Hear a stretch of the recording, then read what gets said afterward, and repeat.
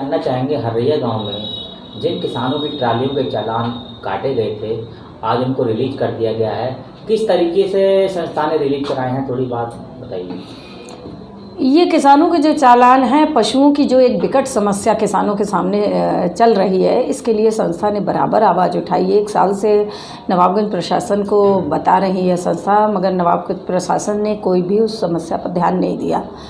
तो उसके एवज में आक्रोशित किसानों ने ये कदम उठाया था और संस्था उनके साथ थी कि उन्होंने कहा कि ये पशुओं को लेकर हम तहसील प्रांगण तहसील में आते हैं। इससे पहले भी जो भी चल रहा था सब कुछ प्रशासन को अवगत था उस संबंध में, प्रशासन को भी पता था, बीडीओ नवाबगंज को भी पता था, सभी को पता था।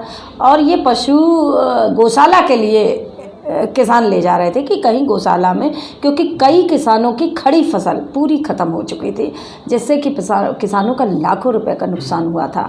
सोचने वाली बात है कि एक पशु होता है वो खाता है, लेकिन वो पूरे खेत में चल चल कर इतना नुकसान करता है जितना वो खाता नहीं है। तो इस नुकसान को खुले घूमना भी पशुओं का एक बहुत बड़ा नुकसान साबित हो रहा है। संस्था कोई पशुओं के खिलाफ नहीं है कि पशुओं का कोई हम बुरा चाहते हैं, हम पशुओं का भी सुरक्षा चाहते हैं और साथ में किसानों की भी सुरक्षा चाहते हैं। आम जनमानस भी इन आवारा घूम रहे पशुओं से बहुत भयभीत है, क्योंकि रास्ते चलते ये गाड़ियों के सामने आ जाते हैं और इनसे कई एक्सीडेंट हो चुके हैं और कई लोग पशुओं की चपेट में आकर ख़त्म भी हो चुके हैं।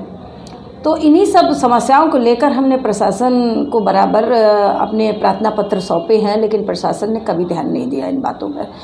तो इस संबंध में आक्रोशित किसानों का ये कदम था और संस्था उनके साथ थी। केवल पशुओं को गौशाला ले जाने की बात थी, तो पुलिस प्रशासन द्वारा उनको छुड़वाया गया और जहाँ भी छोड़ा हो ये प्रशासन को पता होगा।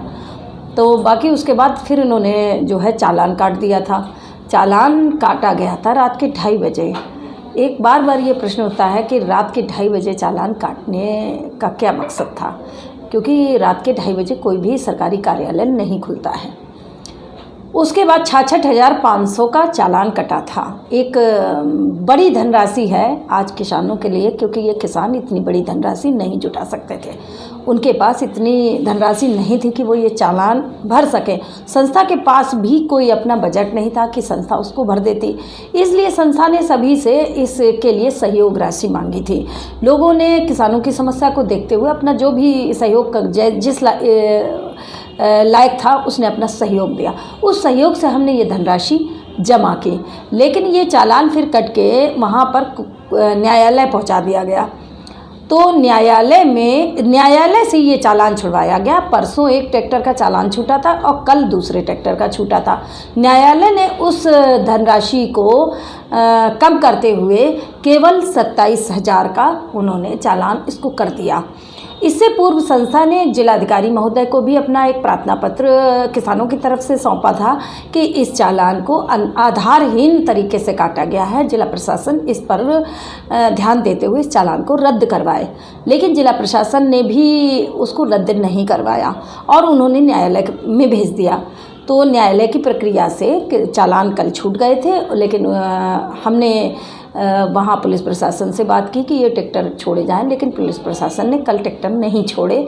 कोई भी अधिकारी वहाँ बात करने को तैयार नहीं था और कोई इधर भेज देता था, कोई उधर भेज देता था। और यहाँ के जो थानाध्यक्ष जी थे वो कल मौजूद नहीं थे, मिले नहीं। उसके बाद आज की प्रक्रिया में फिर वो लगा। आज प्रक्रिया करते करते करीब 2-2:30 बजे ये ट्रैक्टर छूट पाए हैं। पुलिस प्रशासन ने काफ़ी इसमें किसानों को दौड़ाया भी है और कहीं नाराज़ भी दिख रहा था पुलिस प्रशासन किसानों की इस तरह से समस्या को बताने से। तो पुलिस प्रशासन को नाराज़ नहीं होना चाहिए था इस पर, क्योंकि ये नाराज़गी का विषय नहीं है। ये एक पूरे प्रशासन को, चाहे वो पुलिस प्रशासन हो या जिला प्रशासन हो या नवाबगंज प्रशासन हो, सबको ये इस विषय पर सोचने की आवश्यकता है। या संस्था के ऊपर, संस्था अध्यक्ष के ऊपर इस कदम पर मुकदमा लिखवा देना या किसी भी तरह के तरीके से उनको मुकदमे में फांस देना, क्या ये प्रशासन को शोभा देता है? नहीं देता है, नेताओं के दबाव से।